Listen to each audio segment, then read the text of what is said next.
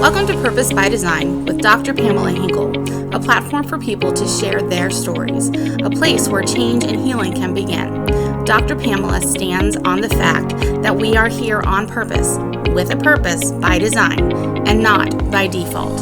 Hi, everyone. Welcome back. I am Dr. Pamela, and I want to remind you that you have a purpose by design. Yes, you do. You are here on purpose with a purpose by design, not by default. And today, as always, God has brought forth another amazing guest. So I hope you have your paper, your pen, your scratch pad, your iPad, whatever, to take notes, because you are going to get a lot of good stuff today. Now, before we jump in, I want to remind everyone that we have to let the world know. You got to let the world know that these messages are needed. So right now, as Mr. Les Brown says, like it and share it. Subscribe and send this message to somebody who you know needs it. All right. So I want to welcome in Cynthia. I wrote the foreword for her book, and I'm just so excited that you are here, and you're just a wellspring of knowledge. And so I'm going to just ask you to start off this time that we have together by answering one question. Cynthia, who are you? Who are you? Ooh, who am I? That's deep. Let me look inside for a minute. So it's interesting you asking me that, because that's actually something that I've been contemplating. I feel like the Holy Spirit's been surfacing that in me, kind of rechecking myself, like at this point in season in my life and the things he's brought me into over these years, and kind of thinking like, where am I right now? Like, what am I right now? Who am I right now compared to who I was last week or last year? So actually, that was my prayer this morning. I was laying in bed before I got up. I was like, okay, Lord, show me, why am I doing this? What's my calling? And he was showing me that, well, what I realized for myself was that I currently in my life am answering God's calling. That's what I felt at the heart of my heart. I felt tingling all over myself. I'm like, okay, Lord, I'm here to answer your calling on my life. And as I think about that, there's so much historically that I could think of how I've been serving in that way at different seasons and points in my timeline of my life. Sure. So when I was in college, and I was really excited to become a dietitian, and I thought, oh man, my grades are okay, but I'm not really that, like, I love learning and I have a passion for learning and teaching, but my academia wasn't like straight A's, but I loved it. I love learning. And then I thought, I want to be a dietitian, but it's so hard. They only take 3 students at a time per semester. It's so tough. But I did the interview process anyway. And it's funny, when I had the interview with our professors, I had surgery on my under eye and I had a black and blue eye. And I went in at this interview and I was like, this is me. Ask your questions. And I did it. And despite all of these obstacles, I remember 2 months later opening my mail and seeing this acceptance letter to the dietetics program. And I remember this morning, opened it. I fell to the ground. I was like, God is the God of the impossible. He makes the impossible possible. Yes. And yeah, ooh, I'm getting chills. And so I just remember on the ground, I'm like, Lord, like on my knees, like this is like the answer. And so for me, remembering back that this morning, I remember that it's like, that was the first confirmation that this is God's calling on my life, despite any obstacles that I thought there were. Even before that, me struggling with eating disorders in the past, in my teens and early 20s, and Satan really trying to stop this agenda, God's plan for my life. Still, the Lord rescued me, and not only rescued me, but brought me to where I am in the seasons of life, but till this point where I'm able to continue to help women to get free from bondage and free from slavery to the relationship with their body and food and culture and all those things that come along it, and bringing God in the process. That was the biggest thing for me. And a lot of women love that distinction about my teaching and program and courses as a dietitian. It's not just that we're working on our wellness, it's that we're bringing God into it, asking him for the answers and how to do it, not only I use a lot of science. I love, research. It's amazing. But then asking God first, Lord, what is it that we need to do to take care of this problem? Like, you are the healer. You're the one that has the answers. You created our bodies. You know exactly what we need. Show us. And that's actually how I ended up developing my newest, where is it here? My Fat Loss After 40 book that Dr. Pamela did the foreword for. This is actually an answer to my prayer. It's God's wisdom. And initially I thought, same thing, another obstacle. I'm like, okay, Lord, show me how to help women. And he's like, remember when you were at church the other day and the pastor was talking about fasting? And remember that day when you were in Bible study and the pastor talked about fasting? And remember we were at the pool talking to your Christian friend and she was asking you about fasting? And at that moment, I wanted nothing to do with it, because I've been teaching women for years how to break free from dieting and diet culture and how to feed themselves and not restrict. I thought, Lord, I'm not going to talk about how not to eat. People know me in this community for helping people heal from eating disorders. And then he kept telling me, and I was like, okay, I trust you. So then I'm like, I'll look into it. So I did the research, looked into all the research, tested it on myself, and it was way above and beyond what I thought superficially it could be. There was so much depth to the understanding of how fasting and healthy eating too heals our bodies, how God designed our bodies to heal themselves, even if we're doing nothing, especially when we're doing nothing, just being. It's fasting too spiritually as well. And with that, there's an amazing crossover with spiritual fasting and physical fasting. And that's another thing God showed me too. But anyway, that opened a whole nother door for me.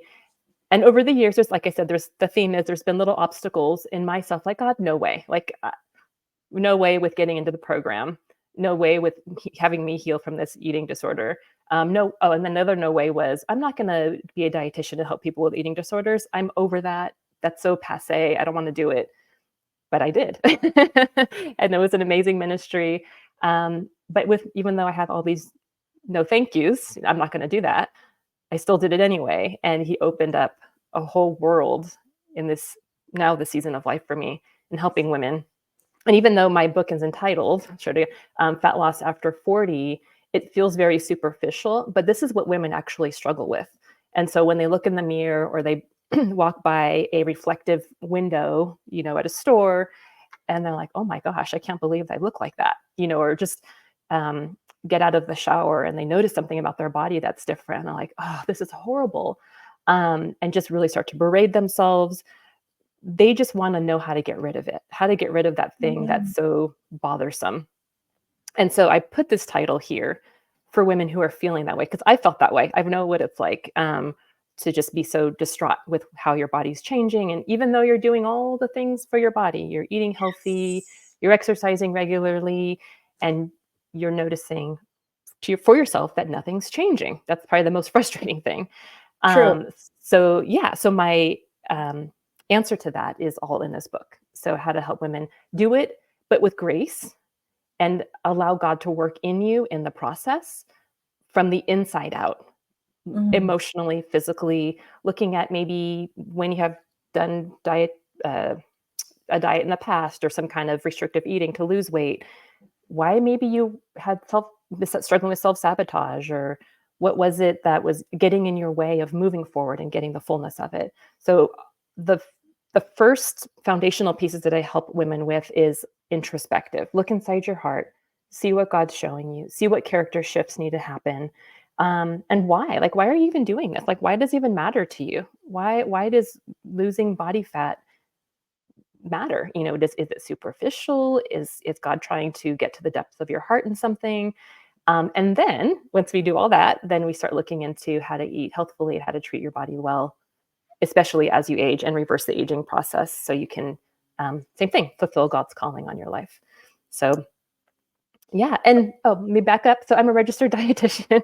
I'm Cynthia Ray. I'm a registered dietitian and fitness specialist. That's not who I am. That's what I do. I guess that's why I didn't lead with that. I'm also a mom of 3, which is my other ministry, and a wife to my husband, Corey. And we've been married 23 years. I have a 7 and 20-year-old son in his third year of college. I have a 17-year-old who's graduating high school this year. And I have Wow. a 10-year-old daughter, and I've homeschooled them since preschool. And I would have done it no other way.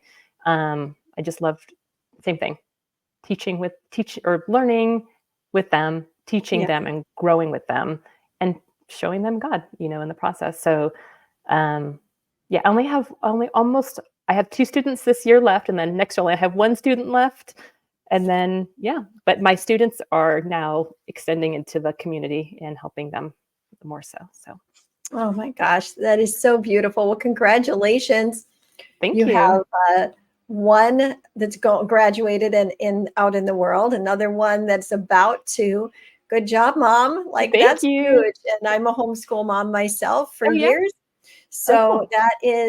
that's a big undertaking. And I love Yeah. how you put that you wanted to not just like teach them, but learn with them and grow with them, because Mhm.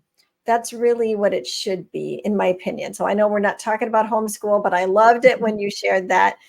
And, Thank you. being a homeschool mom and having all this expertise in wellness and health, I know that you impart that to your children. And, Mhm. that just means that there's other generations coming up behind you that are Mm, going to, mhm, whether they grab a hold of that wealth right now or they mhm, grab a hold of it later, it's mhm, there. And mhm. so that is super cool and amazing. Yeah, You said, I want to back up something that you said before. sure. You talked about helping women, and I've just never heard it worded exactly the way you always word it. And so I find it to be profound, and I'd like you to like just pull the Mhm, covers back a little bit more on it for us. But you said mhm. in bondage to with the relationship to their bodies, and I'm like, wow, yes. I forgot about that part, like that you worded it that way. You talk about that in your book. Mhm. Can you just expound a little bit on that, what that means to us women? Because Yeah. it's really a deep statement. Yes. Yeah, bondage. So there's bondage and there's slavery. So that's kind of how I feel when I see it in women. And second, I'm seeing it as a practitioner. So I've had a private practice. I've had a private practice for about 30 years as a dietitian, and then do group coaching now too. But there's a lot of common themes. Um, Even though I've met with probably thousands of women by this point, there's a lot of common themes. And it's that no matter where they're coming from in their dietary journey, there's an overarching feeling of feeling led around and pushed Mhm. around by something that's not giving them peace. They're feeling stressed out, anxious, depressed, even to the point of not living life because they're afraid of how they look to other people physically. They won't be accepted. For example, some women won't go on a vacation or go to the beach or live their life generally because they're waiting to get to that goal weight before they do those things. Or always chasing the number on the scale when their body is doing the opposite and what's the word? Holding back. It's kind of like your body when you're pushing to get a result, especially something physical. Your body is going to hold back. It's gonna resist. That's the word. That's what people say. Stubborn weight. Yeah. Is it the weight that's stubborn, or is it what's something in your heart that's going on? Wow. Right. So something I want to look at too. Right. So the more you push, the more you push, the more you push. What happens if, let's say, one of our children, for example, or somebody or a significant other, and there's something about them that we see and it's obvious that needs to change because it's detrimental to their health or their well-being or just it's something that's bothering you. And you nag and push. Are they just gonna be like, oh yeah, okay, sure, I'll do that. That makes a lot of sense. No, they're going to resist naturally, right? So the Mhm. same our bodies listen to what we're saying to them, even if it's not out loud. Um, if as a Christian, your spirit is like, oof, doesn't feel right.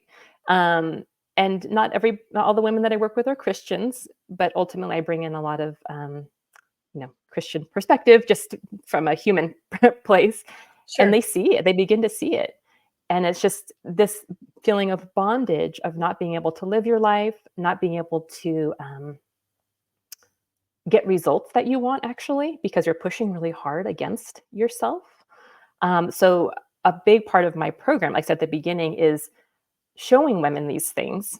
And that's why we look into the heart to see what's happening that's holding somebody back from moving into the wellness that they really want for themselves, freeing up all the other stuff, releasing the barrier so that they can fall into what God actually has for them and the truth of how their bodies are. I always pray on earth as it is in heaven, right? So, Lord, the body that I have in heaven, Lord, I want it here as close as I can to perfection Wow. here on earth. And that is how the Lord sees us. He sees our bodies as perfected, right? But Satan wants to get in the way and lead us all around with different diets, different things, different programs, what have you, your girlfriend's diet. And if you're in the way of yourself, you're not going to see change. Or if you stress yourself out, really, you're not going to see any change. So, Wow.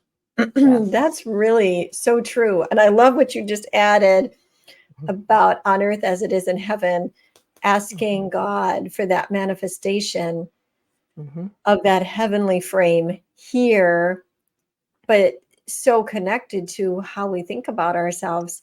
So Yes. coming back to renewing our mind is basically what you're talking about. Yep.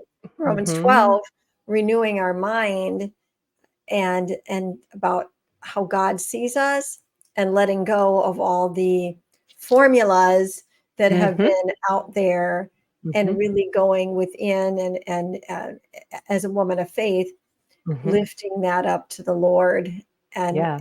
and getting that you talked about God working from the Mhm. inside out. Can you Mhm. elaborate a little bit more on that? Because Yeah. working from the inside out, you hear that Mhm. said in many different circles in many different places. Mhm. But typically, if I walked into my health partners or a line of clinic today and I was like, oh, is there a Mhm. a nutritionist or a dietitian that I could speak with? Oh, yeah, she happens to be open. And I would go in and sit down.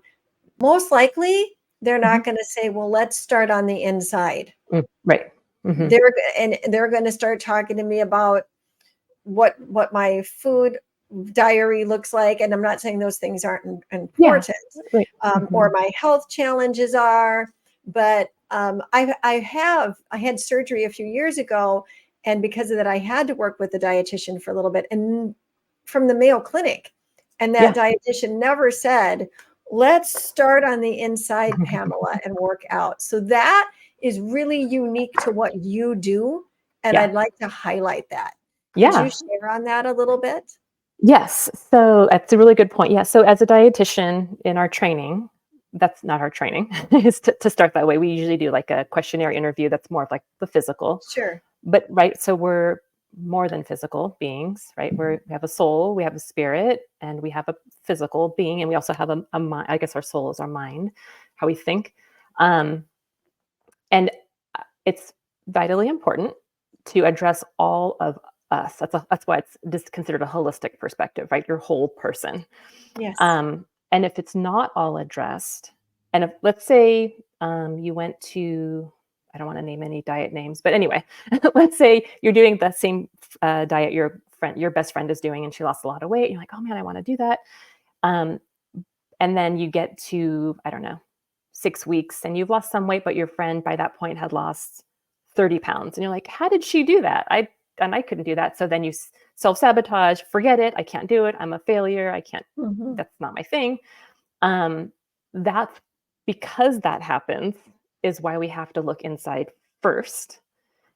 Just from experience, I've been doing it for 30 years. So, and I think also too, what helps is because I had worked with eating disorders and I myself am recovered, and I had to do a lot of introspective work for myself. And then I also brought that into my private practice, and they continue to do that even with women who aren't, on that spectrum of disordered eating, but just traditional dieting.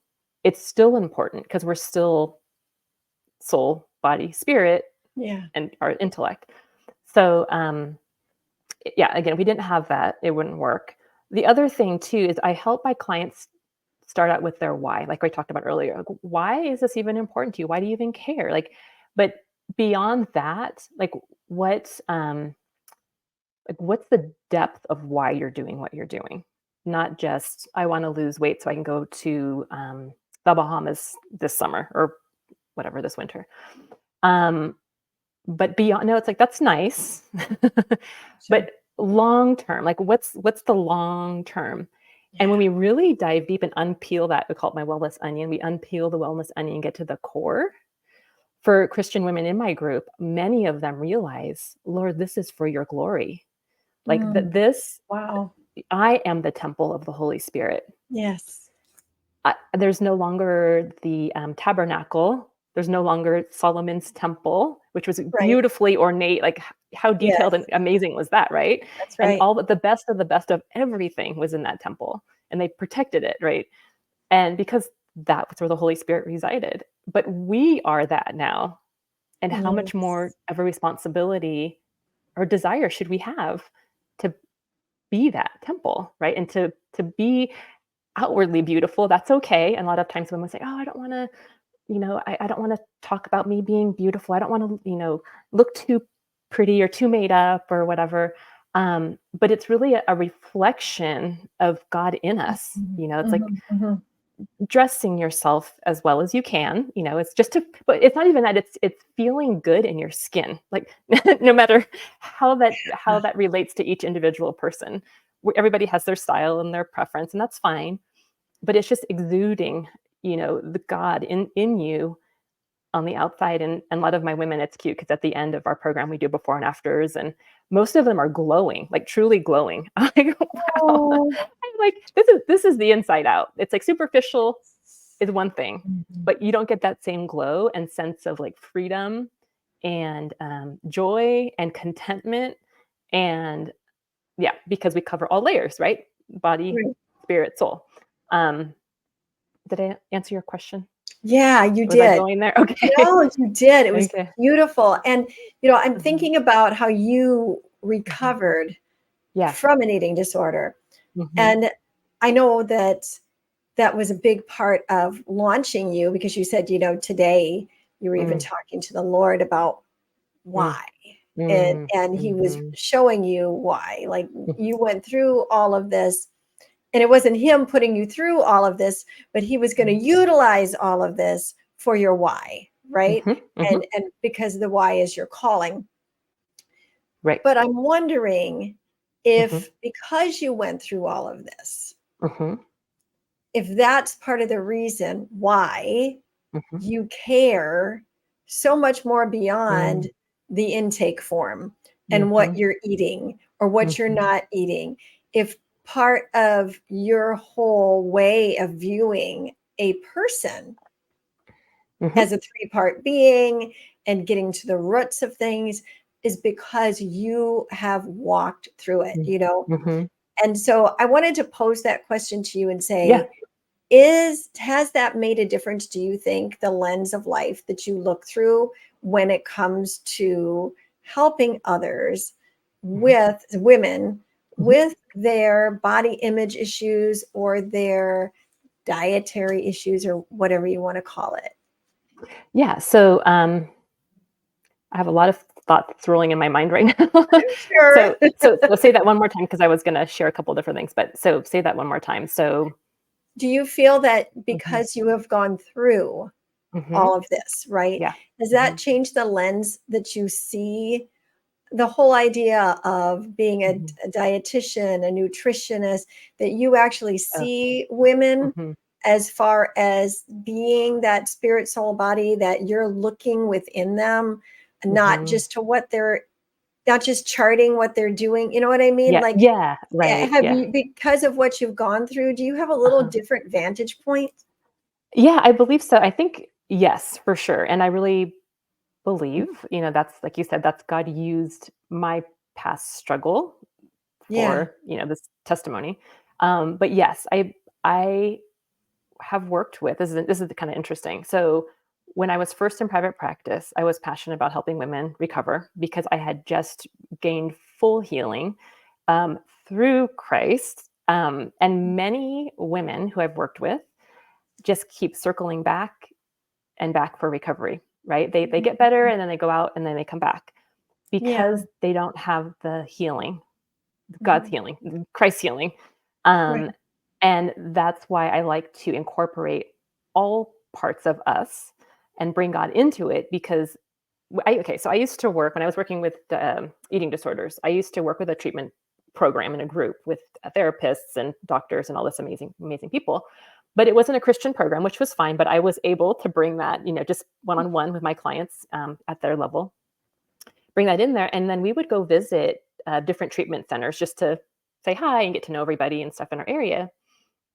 And I remember walking into one specific facility at a well-known university in Southern California. I can't say which one, but I was like, wow, this is going to be such a cool experience. These people are world known for their eating disorders recovery program. I can't wait, right? So Sure. I walk in there with my staff and our staff, and oh my gosh, the feeling of evil Oh, in oh. that space was like, Mhm. oof, okay, all right, Lord, here we go. Let's do this. And I stop. Okay, Lord, should I continue on? Yeah, so I was good. So we went in, did the tour, but it was just a place of suffering, of bondage, Wow. slavery, hellish, I guess you would say. I don't know how to describe it. Mhm. And I'm getting chills thinking about it. So we walk through, and I'm thinking, okay, Lord, show me, because in my own struggles with my eating disorders in the past. This is over. It's not mine anymore. It was. But there was a lot of spiritual bondage, and my mom, luckily, is very intuitive with the spirit, into with the spirit and spiritual realm. So she came into my home when I was living in college, and she's like, "Oh wow," same feeling of that, like, "Oof, there's some negative spirits here." Yeah. And so, because of all these things happening in my experience with that world, and walking into this facility, and then about 6 months later, my husband and I went to Arizona to visit a facility that's a Christian facility for eating disorders recovery in Arizona. It was amazing. It no longer exists, unfortunately. Totally different feeling. Same girls struggling with the same things. There was a little bit of a feeling the Holy Spirit, but also a little bit of struggle. Sure. But Sure. that facility, women were at 98% healed by the time they left. All the Right. other places, they were in and out, or dying, unfortunately. Mm. But I quickly realized, I'm like, Lord, where you are, healing is. In my Yes. life, Wow. where my struggle was just as deep, you were there, and that's where healing. So for me, like I said, this eating disorder is something in the past that I went through in order to be here. Um, but he scooped me out with his arm lovingly, took me out on a rescue mission, and started my recovery, and never looked back. And even like other dietitians or practitioners that I used to work with would say, "Oh, you never really get healed from eating disorders. You just get Mm. recovered." They call it recovery. And I was like, "No, like I have a different experience." Yeah. Um, so long story, I guess I'm kind of giving you a backstory, but that's why I have this lens, because I can see the distinct differences, and the importance of having God in it and asking Him first for guidance. So with my eating disorders clients, same thing. Lord, show me what's going on. Show me when to move forward with them. Show me when to step back, because I don't need to get into a spiritual battle unless you want me Right. to. Tread lightly. And when he said go, I go. When he said no, then okay, that's fine. But Yeah. so because I have that view and understanding, I feel like I'm very intuitive too with my experience as well. When I Mhm. meet with a woman, because before they join my course group, I have a course called the Ageless Body Blueprint, which is based on my newest book. But with that, I I need to do interviews with each woman individually before I can say, okay, join us, or I have another option for you that might be better. Just because I like to use my intuition and instinct for who needs to be in the group and who needs to meet with you Sure. one-on-one first. So, yeah. So that's kind of a big view of how my perspective has shifted as a dietitian compared to traditional There's a dietetics. big difference there. And you made a bunch of statements that I just want to repeat some of them. Yeah. You said, where God is, healing is. Mm-hmm. And I mean, that's just a drop the mic moment right there. And realizing that, and now just listen to this, y'all, because this is a completely different statement of freedom. Where God is, healing is, Mm-hmm. rather than you will always be in bondage. Mm-hmm. You can never get free of this. Mm-hmm. You're always going to have it. Mm-hmm.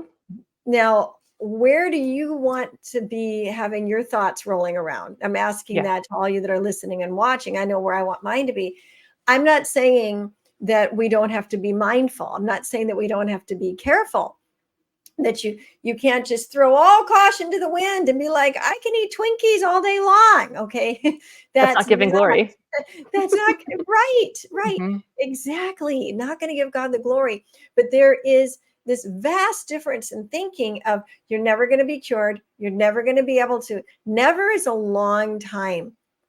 Or where God is, healing is. Yes. What a difference. And so what you're teaching is, yes, where God is, healing is. And with that thought process, now we begin to process the from within coming without, and yes, intake forms and learning about nutrition and all of that kind of stuff, right? But coming from a completely different place. And I believe, from what you're saying to me anyways, that because of what you went through, you have the right and you have the experience and the expertise to see it this way. I think that is hugely powerful. And then you also said ageless body blueprint. And I just wanted to say ageless, which is scriptural about our youth being renewed, right? Yes. Yeah. But ageless body blueprint.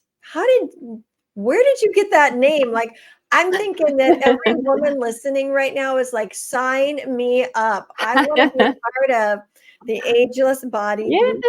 Where did you get that name? I love that. Yeah. So ultimately, thank you. Yeah. So ultimately, when I was thinking about what to call this program, I thought, okay, what's the ultimate goal? And the ultimate goal is to be ageless, to defy conventional norms of aging. It's like, really, do we really, like, for example, let's say your mother or grandmother or whoever's in your life was using a walker in her 70s, right?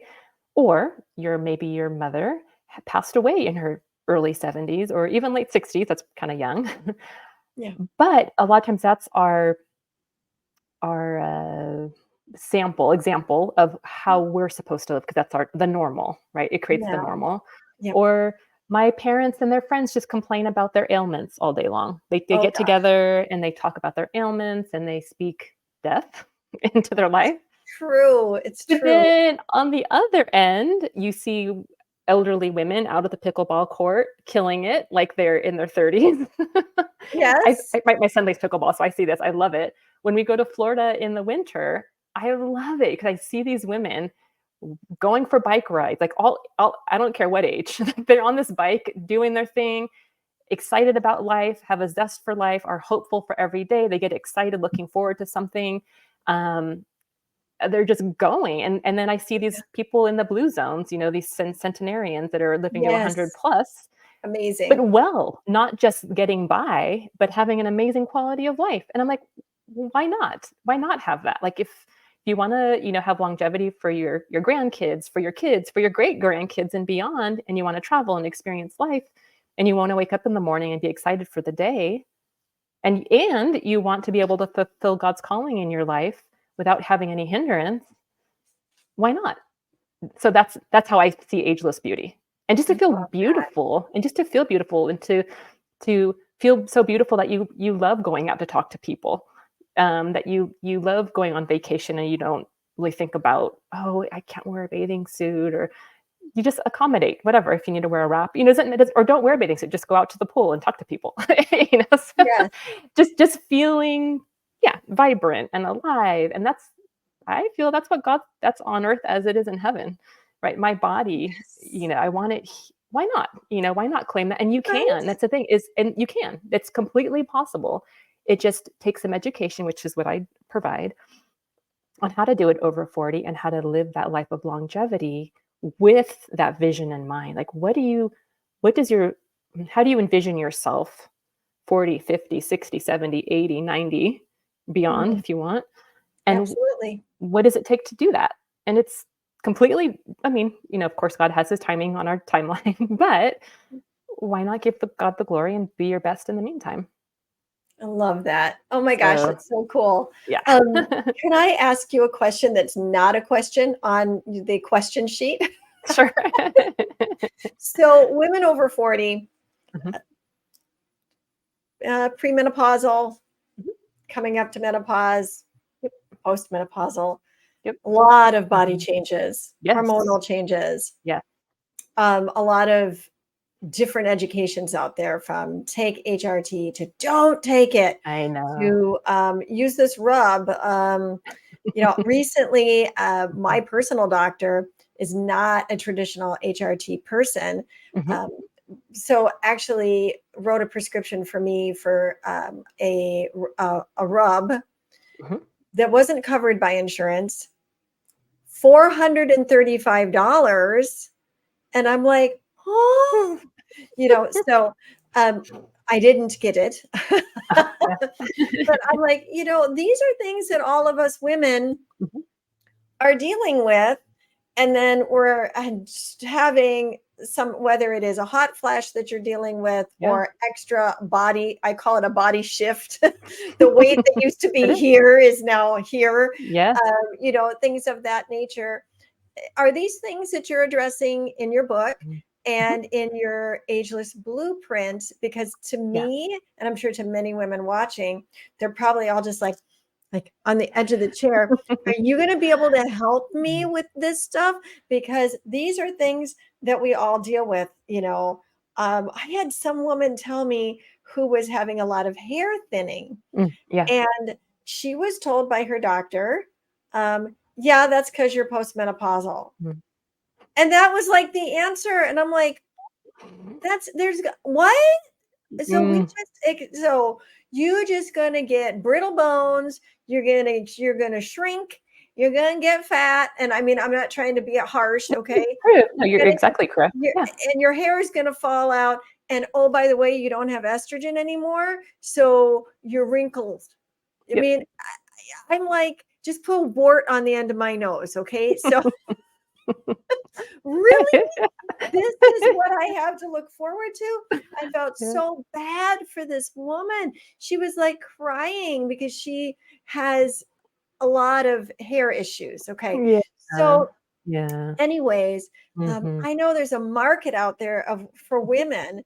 I Yeah. don't mean market as like it's a market, but there is a bunch of people out there, a bunch Yeah. of women out there going, Cynthia, Mm. you help me. I don't know Mm. what to do.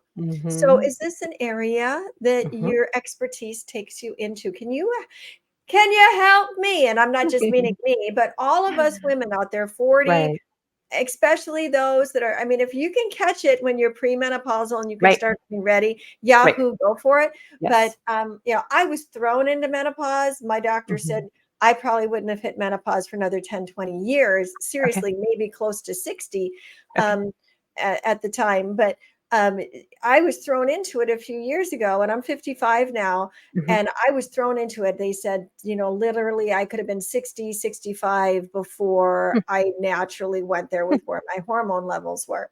So Mhm. I was thrown into it and did not have any choice in the matter. Mhm. So all of a sudden, you start going through changes in your body, and you're like, I didn't even have time to prepare for this. Mm. So, Mhm. to Mhm. women out there, 40 and Yeah. above, this is Yeah. a real issue. And I don't mean to take up so Mhm. much of your time, but I wanted to Yeah. lay a little groundwork and say, how do you handle this? Because I believe there's like droves of women out there that are going, I need help and I don't know where to get it because I'm being told to just take evening primrose oil and deal Right, with right, it. right. So, okay. Yes. So I do address that in my book, in my course, in my private practice. So, okay. So the way I address it is from a natural perspective. So I really believe God designed our bodies to heal themselves. Um, Taking exogenous hormones, I'm perimenopausal, so I haven't had to do it myself, but I work with a lot of women who are in menopause or postmenopausal. Um, and I know our bodies. So basically, if you're bringing in a hormone from the outside of your body, because um, because your body already produces those hormones naturally, and then you're going to naturally have fluctuations in them. If something's coming from the outside exogenous, your body's like, wait, what's going on? Because I Sure. produce it, right? So that's where our body's confusion comes in. And then that's where you really have to start messing around with dosaging. And it's hard for these doctors too, because it's your body's responding to basically a stress. So what I like to do is like to help women from a more of a natural perspective. And I let them decide, it's up to them if they feel like they need some, exogenous hormones, some HRT or whatever type they need. That's up to them. But from my perspective, I like to help our bodies help themselves. So from the inside out. So helping your body to produce more estrogen, help your body to produce more progesterone if you're low on either of those, and then keep your testosterone stable. Probably one of the best ways to do that is to manage your stress. So I'll tell you a little bit about this hormonal hierarchy. It's kind of interesting. So there's a hormonal hierarchy. There's at the top, we have oxytocin. Just below that, we have cortisol. And the kind of common ones a lot of you have heard of: oxytocin, cortisol, insulin. Am I missing one? Oh, oxytocin, cortisol, testosterone, estrogen, progesterone, sort of our reproductive hormones. And then below that, insulin, your digestive hormone for carbohydrates. Okay, so oxytocin at the top. This one has priority. Oxytocin, this is so cool how God works in this. Oxytocin is your love hormone. That's the one that elevates when you have a great, meaningful conversation with somebody. You feel you've connected with somebody. You get a heart-to-heart hug with somebody. It affects this part, right? This nervous bundle right here. When you hold a baby on your chest and you have their little head right here. When you just are petting an animal, that's why people have these support animals, elevates oxytocin. Okay, so you have this feeling of cozy, comforted, heard, affirmed, safe. Yes. Right? That's the same feeling that I get when I spend time with the Lord. And it's Psalm 91, right? How you can lay beside the still waters. He restores your soul. That's oxytocin in human terms, right? So that's the power one. If oxytocin is high, every other hormone below that is perfectly balanced. Wait a minute. Really? Yes. I have not heard that before. If you're going through menopause, it's going to make it better. But Okay. yeah. So, but in general, if this one is high, if your love is high, you can imagine if you're connected and feeling loved and secure, everything is good, right? And so, and then just below that, so it's cortisol. That's the stress hormone. So this is where you have the love and fear, right? So cortisol has to do with fear. So this is like scriptural too, right?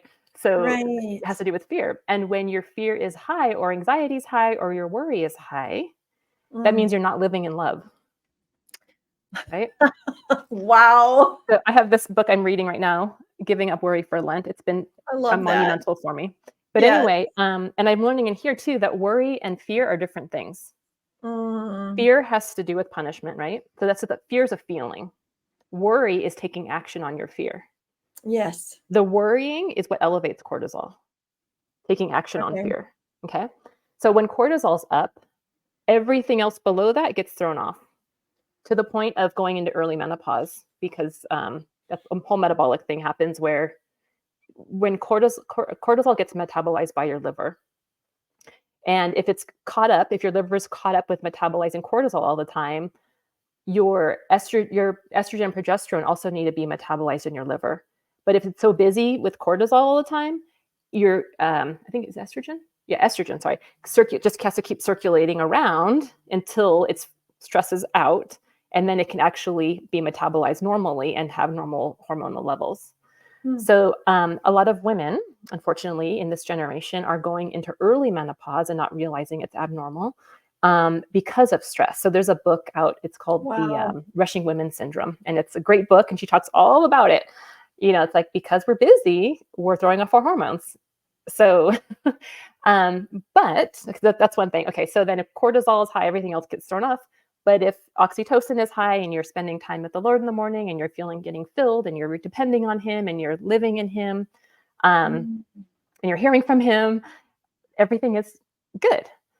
So your blood sugar is good. That means you're not going to gain extra body weight. So when your blood sugar is high a lot and insulin gets triggered, that triggers your body to store body fat. So if you're stressed, insulin will be high and you'll gain extra body fat with stress. And then below that, and then that's the last one. Yeah. So insulin and blood sugar. So, okay. Wow. So all of that so we talk about that in my course, but then also, daily. So you can eat certain foods that will elevate estrogen and progesterone levels. There's different types of foods to elevate those naturally, to stimulate their production. Even if you have none, or you feel like you have no more estrogen, or your doctor says you have no more estrogen, I always am hopeful, and I'm like, let's just eat a bunch of foods that help to elevate it. Okay. And it works. It really, really works. I've even had women who were in early menopause. They went in menopause maybe in their early 40s, and they start eating according to my dietary recommendations, and they start spotting again. That means their hormone levels are coming back up to where they were supposed to be and reducing stress, and now they're getting healing. So wow. Yeah. So one of the foods you hear about that they'll tell you to eat or to drink is soy. But then there's a whole other side of soy that scares the heck out of people. So are you somebody that says, hey, use a soy creamer in your coffee, or are you one that says stay away from it? I'm just curious. Yeah, that's interesting. So currently, I'd say stay away from it. It hasn't helped anybody that I've worked with. It actually has brought on hypothyroid, if anything, which makes it harder to lose weight, of course. But yeah, and then there's some women who say, oh yeah, Japanese women, this is what they do when they're in menopause. So that's where I'm at right now. I haven't done enough research or had enough people add soy back in to see if there's, I don't know, any magical change. I have to pray about it too, to see what the Lord says. But yeah, that's a good question. It's one of those controversial. Yeah, it was just something I thought of as we were talking, because it can be very controversial. My doctor is, like I said, not in promoting HRT, but is always just saying, oh, Pamela, just throw us, take phytoestrogen and throw some soy into your chai tea. And that's all you need. And then she'll pull up these clinical studies that show the percentages of like breast cancer and stuff. And she will always go back to Japan, just like you said. So I was just so curious what you were going to say about that. And I wanted to pull on your wealth of knowledge, because I want people to hear you just, talk about this stuff that you didn't just create a book and that you had an experience like, oh, you were bulimic, and I'm just grabbing at things, right? Like she really doesn't know a whole lot about nutrition, or she really can't help me. I'm 60 and whatever, and she doesn't know anything about HR. I wanted to ask these questions so that people could hear you answer them with intelligence and with spirit guidance. And I think that is really, really, really important. Wow. Well, and I'm looking at the time, and our time is already winding up. So I want to throw the ball back at you and say, before we land here, are there any other things, or is there something on your heart that you're like, I really want to make sure that I throw this education out there? I want to make sure people are aware of this. What else is on your heart before we wrap up today? Yeah, no, that's a good question. So kind of to come off of from what we're just talking about with hormones, one of the things I really think that women don't understand, but really need to understand, is the importance of nurturing your hormonal cycle. whether you're perimenopausal, menopausal, or postmenopausal. So what I mean by that is I have the way I teach, and even actually I was looking in my book. At the back of my book, I have a whole calendar. I'm going to show it, but it's kind of going to be blurry. But if you get a copy of my book, there's a whole calendar that shows you exactly what to eat on what days of your cycle, even if you don't have a cycle anymore. It doesn't matter. Because I really believe that there still are some hormones in there that we can work on. So honoring your cycle, I'm 40, almost 48. And I probably never tracked my cycle unless when I was maybe just started it when I was young. And then when I wanted to get pregnant. But after that, I'm like, it comes, whatever, But Right. it's really important, no matter what age you're at, to track and to eat according to your hormonal cycle. Because, for example, estrogen's like that powerhouse hormone. In the first 10 days, day 1 is like when you start to bleed. To day 10, that's like your powerhouse. That's when you're energetic, you have creative thinking, you should do big projects because you're like on fire. And you can actually fast a little bit more to heal your body. You can eat a lot of estrogen forming foods, like just really take advantage of those first 10 days. And then days 11 to 14, then you kind of take it easy. So progesterone, so estrogen is like the powerhouse, go get it hormone. And then progesterone's like, oh, I just want to chill out and lay on my couch. I don't have much energy for much. I really want to do my workout, but it's not happening. And it's important to honor her too, because she needs nurturing. Progesterone needs nurturing. And because we're go, go, go, go, go, progesterone kind of gets the short end of the stick, and women end up with extra cortisol, extra stress, and then worse menopause. And perimenopause. So if you understand where you are at in your cycle, then you'll get the most health benefit. You'll just feel better overall and just honor and nurture your body according to where it's at. Plus, you wouldn't feel as guilty taking it easy on a day that your progesterone's high on your workout if you knew, right? So sometimes, if you're like, oh man, I want to get this workout in, but I have no energy today. I feel so terrible. I couldn't do it, blah, blah, blah. I'm not going to do it again, whatever. But it's like, no, it's because progesterone was high and you were supposed to nurture your body that day. And then, estrogen's high, go for it. Have a hard workout, lift heavy weights, whatever. Then yeah, go for it. So, but it's just nice to know your body and where it's working. And then for those that don't have a actual bleeding cycle, you can still do it according to the lunar cycle, the moon cycle, which sounds kind of weird, but it's true. Our bodies were actually created to match up with the lunar cycle, just like animals in nature. But because we don't spend enough time outside, we're not able to sync up with it. So, but I do have in my little chart here where at what point in the lunar cycle you start your day 1. So I think it's the full or new moon. When there's a new moon, that's your day 1. If you don't have a traditional, bleeding cycle period. Yeah. Mm-hmm. So it's important to know your body and to match up your eating with your cycle and your exercise. That's powerful. And also you're kind of giving a plug there to get outside. Yes. Get outside so that your body connects with what it's supposed to be grounded to, right? Yes, exactly. Oh, that is get sun. So yeah, sun is really important too. Yes, absolutely. So I want to ask you one more question that just popped up in my head. So I feel like I'm supposed to, maybe somebody's looking for the answer. Magnesium, so many different kinds of magnesium. And then of course, some saying you really need to like use a magnesium rub or scrub instead of taking it. How do you feel about magnesium? Magnesium is amazing. I think of it second to water in importance. So magnesium has a lot of different uses. It helps you, it really works on your nervous system. So if you're sitting on the couch or somewhere and your leg is jumpy, that's a sign that you're lacking magnesium. If you get cramps, you're lacking in your muscles, or menstrual, that you're lacking magnesium. Well, other hormonal things too, but magnesium is a big one. Magnesium is easily depleted. So if you're stressed, it gets depleted with stress, with excess alcohol, sugar intake. If you're sick, or if your body is stressed, like with over exercising, it gets depleted very easily. So it's important to take magnesium daily. Magnesium glycinate. Glycinate is the one that I recommend for all of those symptoms I just described. Magnesium citrate is not great because it'll give you loose stool. Yeah.